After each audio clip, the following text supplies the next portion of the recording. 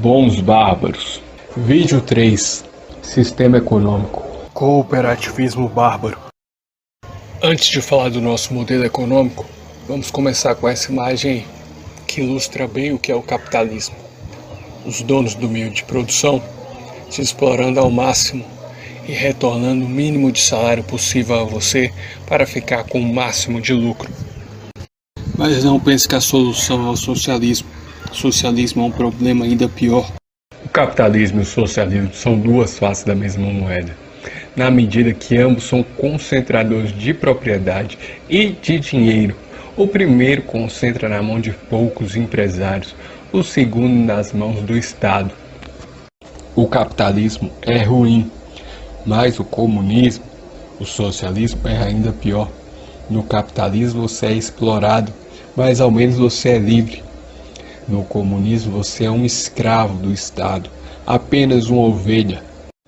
E por 3 erros teóricos do socialismo, o primeiro, o erro do cálculo econômico. Sem mercado não se sabe a demanda real. Sem demanda real não se sabe o preço. O segundo erro é o erro da falta de estímulo e desestímulo, que gera estagnação. E o terceiro erro é o erro da centralização ridícula e absoluta, que nunca vai ser melhor que 1000 mentes cada uma pensando por si próprio. Por esses 3 erros, a pobreza é ainda maior. Falta tudo, até comida. Nenhuma guerra matou mais no mundo do que o comunismo já matou de fome. Por essa outra opção ser pior e pelo desemprego no capitalismo ser altíssimo, você não é louco de reclamar. Acaba aceitando resignado, trabalhar sendo explorado. Mas eu não estou aqui para apontar só os erros, eu estou aqui para mostrar a solução. E no nosso caso a solução é o cooperativismo bárbaro. Nosso modelo econômico é um modelo baseado na distribuição de lucros, pleno emprego e cooperativas. Esqueçam a forma apenas de dicionário, apenas jurídica e engessada de cooperativa. Com cooperativa eu só quero dizer que cada um que trabalha lá recebe obrigatoriamente uma parte do lucro. O pleno emprego se dá por uma parte da sociedade que fica construindo cooperativas continuamente. Essa é a reserva de mercado da sociedade também. Eles recebem para construir cooperativas e quando precisa de mão de obra, eles vão. A distribuição de lucros é obrigatória em todas as cooperativas. Existem 2 tipos básicos de cooperativa: a privada e a popular. A popular são as que são construídas por dinheiro público, mão de obra das pessoas comuns. Elas são gerenciadas por chefes de cooperativa. Esses chefes têm mandato de 5 anos. E tirando a distribuição de lucro e algumas coisas relacionadas a ser uma empresa de giro e não de superfaturamento por unidade, nosso sistema de mercado de giro e não sistema de mercado de superfaturamento. Eu costumo dizer que existem 2 tipos de capitalismo.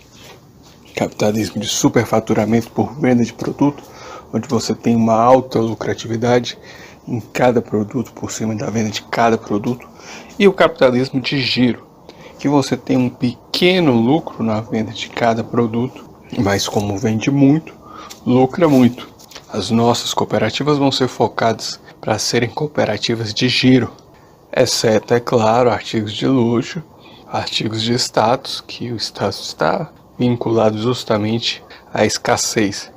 No resto vai ser cooperativa de giro e não cooperativa de superfaturamento. E algumas possíveis interferências relacionadas a pleno emprego: tem autoridade total na empresa, preço, o que produzir, o que vender, estratégia de estoque, estratégia de vendas, etc.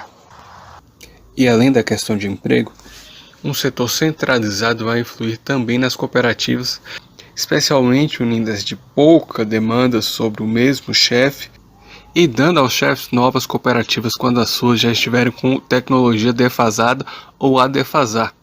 Isso evita a bizarrice capitalista de o mundo não poder andar para frente, pois vai dar prejuízo a empresários. E no primeiro caso garante que empresas que vendem um produto de pouco giro possam vender barato, porque a mão de obra vai revezar, vai flutuar, fazendo mais de um produto de pouco giro. Enfim, a autoridade total é um exagero. Ele tem autoridade sobre questões administrativas como preço, estoque, caixa, fluxo e etc. Ele é um CEO com total autonomia administrativa, mas não como um dono. O dono é a horda. Aproximadamente 50% dos chefes são homens e aproximadamente 50% são mulheres. Na parte masculina, que também pode ter mulheres, como eu vou explicar logo à frente, mas enfim, nessa parte, os chefes das cooperativas são os Battle Chiefs. Desses 50% masculinos, que também podem ter mulheres, masculino significa polo masculino, serão divididos em duas metades. Uma metade para os melhores estrategistas e outra metade para os melhores lutadores. Ambos serão conhecidos como Battle Chiefs. Um vai ter como prova de seleção das vagas, provas de disputa para as vagas, 80% foco estratégico e 20% de foco de combate. E o outro o inverso, 80% foco de combate e 20% estratégico. O primeiro é o Tactical Chief, o segundo é o Fight Chief, mas no geral ambos são chamados de Battle Chief. O Fight Chief é 80% de combate individual mano a mano. Justas entre os carros, talvez torre de tiro com paintball, provavelmente com laser tag, um óculos de realidade aumentada, ou uma torre de tiro com bolinhas de paintball mesmo. Enfim, opções são muitas. Provas de agilidade, resistência e força, algo como um misto de parkour e crossfit. Provas de tiro ao alvo, de tiro tático. E 20% notas de jogos de estratégia como os Tactical Chiefs, mas com bem menos variação de jogos. Já os Tactical Chiefs são lutas individuais de jogos de estratégia, como xadrez, War, Bannerlord, Command & Conquer, Total War, Battlefield Gothic Armada e etc. Isso é 60% da nota. 20% da nota é em provas mais físicas, como paintball, paintball motorizado e provas em aparelhos de musculação. As de musculação não são competição, quer dizer, não são classificatórias, são apenas eliminatórias. É só levantar um peso mínimo em cada aparelho. E para as mulheres, que forem competir bem menos pesos nos membros inferiores e infinitamente menos nos membros superiores. É só para mostrar que tem uma certa constância e disciplina na vida maromba mesmo. Quem tiver doenças crônicas são poupados de fazer essas físicas de acordo com as suas limitações. A partir dos 45, o peso necessário para o mínimo vai diminuindo pouco a pouco. As mulheres que quiserem podem participar da categoria de Battle Chief. Falou provas masculinas, mas isso é no geral, mas podem ter exceções. Mulheres como Cthulhu, Lagertha e Artemisia são exemplos. Essa parte de musculação em paintball é para garantir que vão ser bárbaros inteligentes e não apenas nerds que vão comandar as cooperativas, e sim pessoas bastante inteligentes, mas bárbaras. E não é apenas uma prova que decide tudo, são várias provas por ano, que formam um ranking para o final desses 5 anos, vários campeonatos formando um ranking. Pode deixar de participar de alguns campeonatos, isso não vai influir no ranking, tem apenas que ter um mínimo de campeonatos participados nesses 5 anos. Os outros 20% da nota é para aptidão, amor e prática à cultura global. E a parte feminina, que se inclui também os efeminados, são as Admin Chiefs. E aí são provas mais empresariais mesmo, provas sobre administração, contabilidade e marketing. Também várias provas ao longo de 5 anos, formando um ranking. Em ambos os casos, masculino e feminino, aptidão e amor à prática de cultura global contam pontos, 20% da nota. Nas cooperativas femininas também tem modos de se garantir que não sejam apenas nerds, e sim mulheres bastante inteligentes, mas bárbaras, que comandem as cooperativas. Para as mulheres participarem dessa competição de cargos mais altos do governo, elas têm que ser, obviamente, primeiro em boa forma e segundo, que sexos positivos, com habilidade alta em danças sensuais e com certa frequência em atividades sexuais como DP, gangbang e orgias, e obviamente não serem monogâmicas de forma alguma. Como já falei, inteligentes, mas bárbaras. As mulheres que não passarem nesse concurso, mas forem das primeiras colocadas entre as não aprovadas, vão ser as gerentes das cooperativas masculinas. O polo masculino, que como sempre digo também vão ter mulheres guerreiras, não vai ser de especialistas e vão precisar de ajuda técnica. E quando os homens, os masculinos, estiverem em batalhas, as mulheres do polo feminino já vão estar chefiando as empresas. Isso, junto com o limite de dinheiro, evita o clássico efeito civilizacional do homem ter que preparar o herdeiro para administrar e focado nas empresas e na administração. Nesses tipos de cooperativa é 30% do lucro para o chefe, 70% para os demais cooperados. Entre os demais cooperados, uns ganhando bem mais, outros bem menos, conforme habilidade, nível técnico, cargo e etc. Vejam, é como um bando antigo, que ficava um terço para o chefe e o restante dividido para os outros do bando, uns com mais, outros com menos, de acordo com os cargos. Denúncias de maus tratos aos trabalhadores ou ao não cumprimento de leis trabalhistas serão anônimas e, se confirmadas, vão gerar multa ou, dependendo da intensidade e grau de repetição, o Battleship vai perder a cooperativa para outro, Battleship ou Admin Chief. É o único caso que o Battleship pode passar o limite de lucro, ganhando uma cooperativa de alguém que explorou e ou maltratou os funcionários. Como já está ficando bem óbvio, por tudo que estou explicando, tem um limite de riqueza e de posse de cooperativa para cada chefe de cooperativa. Algo como 1 milhão de lucro mensal, podendo ir para 1,5 milhão para o Warchiefs e 2 milhões para o grande Warchief. Isso já dá 12 milhões por ano para chefes de cooperativas, 60 milhões em 5 anos, muito mais que se pode gastar. Já o poder não vai vir pelo dinheiro, e sim pela sua capacidade. Mais dinheiro que isso não é para usufruir, e sim para criar um poder paralelo ao da horda. Se você quer mais poder, suba na horda, e não tente corromper a lógica do poder através do dinheiro. Que você pode ser rico tranquilamente. Gostamos de riqueza, mas existe um ditado que temos. Existe um limite de ouro que um bárbaro nômade consegue carregar.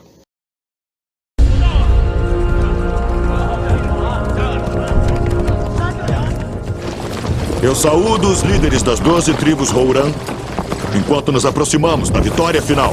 Chegando na cidade imperial, as riquezas fluirão como um poderoso afluente. E as riquezas importam?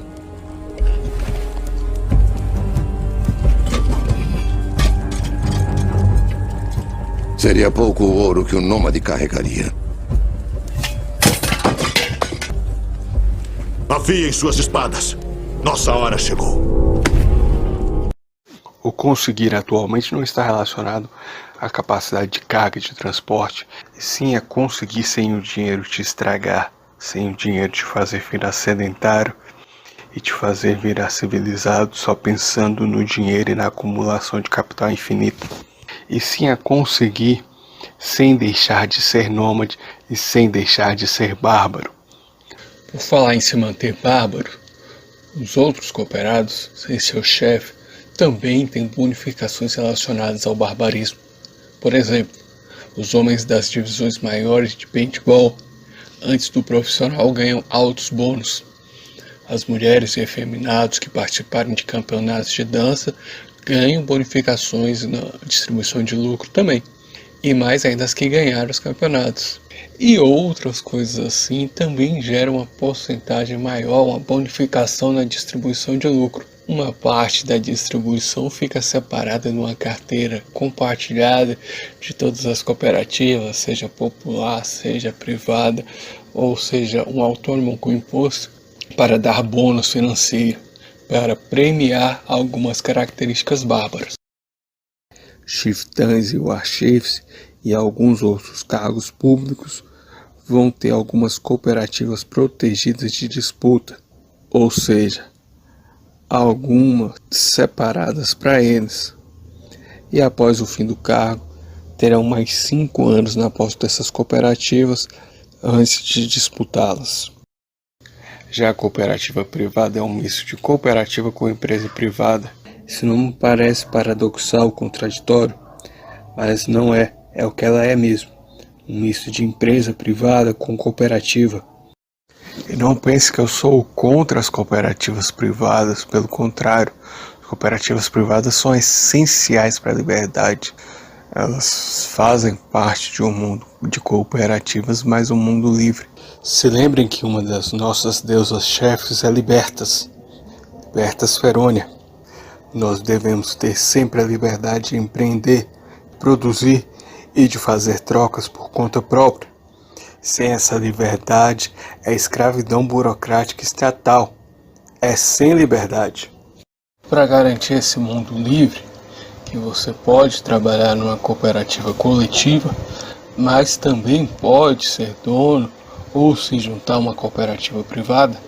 Para garantir isso, vai ter a polícia do livre mercado, que é uma polícia de elite que vai defender o lado do livre mercado das cooperativas privadas para garantir que os battleships não forcem, não queiram criar cartéis, não queiram diminuir o livre mercado.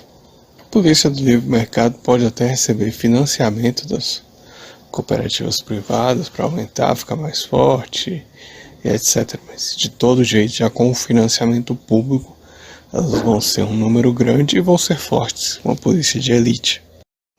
Voltando a falar da cooperativa privada, cooperativa privada tem propriedade privada porque o dinheiro é do investidor. Ele investiu para iniciar a empresa, por isso a empresa é dele. Mas ele é obrigado a distribuir 50% dos lucros para os funcionários. A diferença aqui é que o chefe da cooperativa é qualquer um que investe e abra a cooperativa. Mas isso não é de uma vez, é após certo tempo, e após uma lucratividade mínima, e após um retorno mínimo do que ele investiu para ele, e esse aumento de lucro para os outros cooperados vai aumentando com o tempo de forma proporcional à quantidade de lucro. Eu vou explicar tudo isso a seguir. Começando que o chefe da cooperativa privada tem 50% do lucro ao invés de 30%, ele tem a posse da empresa por 10 anos ao invés de 5, podendo ser a vida toda se a empresa não ficar muito grande. Isso eu vou explicar já já, mas são 10 anos a partir do momento que os lucros da empresa pagam os custos e o fluxo de caixa de abrir a empresa. Quando o lucro disso vier, aí começa a contar os 10 anos. Nesses 10 anos a empresa é protegida de disputas, e se for um pequeno comércio, ela continua protegida por a vida toda. Mas se a pessoa jurídica tiver outros negócios, a empresa já for bem grande depois desses 10 anos, aí após esses 10 anos ela é dividida no meio. 50% uma cooperativa não privada e 50% continuam cooperativas privadas.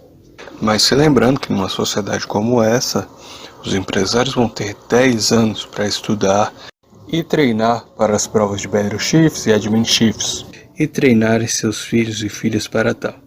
As disputas são oportunidades para crescer e expandir mais também. Pode ser chefe de cooperativa privada e popular ao mesmo tempo, desde que não seja do mesmo ramo de negócio, não tenha produtos vendendo em comum. Além disso, a cooperativa privada, independente do tempo, só começa a separar metade do lucro para os cooperados e metade para esse misto de empresário com chefe de cooperativa, apenas quando a empresa bater 150% do custo inicial. Afinal, investir, ele tem que ter esse dinheiro de volta, até com os juros. Mas antes de bater 150%, ele só paga salários normalmente, como qualquer empresa capitalista dos civilizados. E o lucro dos funcionários só começa a ser 50% quando a empresa estiver com lucro alto. Essa parte do lucro dos funcionários vai escalando. Tem uma base mínima para ter distribuição de lucros e a distribuição de lucros vai aumentando a parte dos cooperados com o tempo. Exemplo, a empresa só começa a ter distribuição de lucro quando o lucro for de 10 mil. 10 mil é a base para começar a LDL, Lei de Distribuição de Lucros. A partir daí é progressivo até chegar aos 50%. A cada 2 mil, 1% a mais de distribuição de lucro. Outra questão da nossa vida econômica é a questão autossustentável e autorrenovável, atrelada ao princípio de autossuficiência global, que as coisas básicas você tem por você mesmo, de graça, entre aspas. A primeira coisa que nos difere é nosso estilo de vida autorrenovável e autossuficiente, que garante o básico sempre. O básico para você viver você consegue rápido. A natureza nos deu tudo, Deus nos deu tudo, a Mãe Gaia nos provê tudo, a vida é autorrenovável. A Matrix quer que você dependa deles, mas não precisa. Com a vida nômade, Deus nos dá tudo num sistema cíclico e renovável. Aqui, com o tempo de trabalho, todos têm um sistema sustentável da natureza para o básico, que não paga aluguel, pois somos nômades que vivem na natureza selvagem com tendas, não paga luz, pois usamos energia eólica e solar.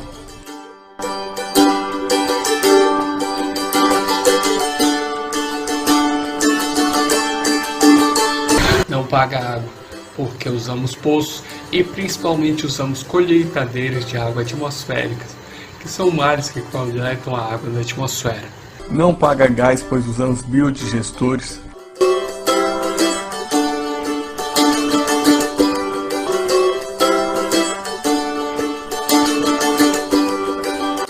Também, de certa forma, não tem custo com a alimentação. Ela é bancada pelo seu próprio rebanho familiar. Toda família tem seu próprio rebanho.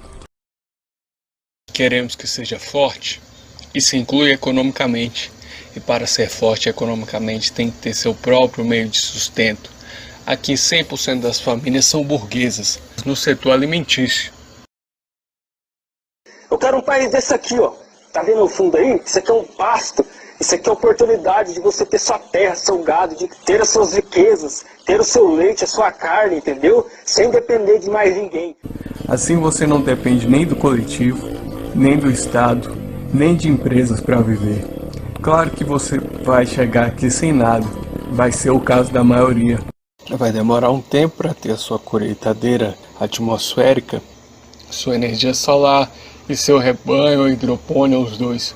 Mas tu já viveu a vida toda só trabalhando para dar lucro para o governo ou para o patrão?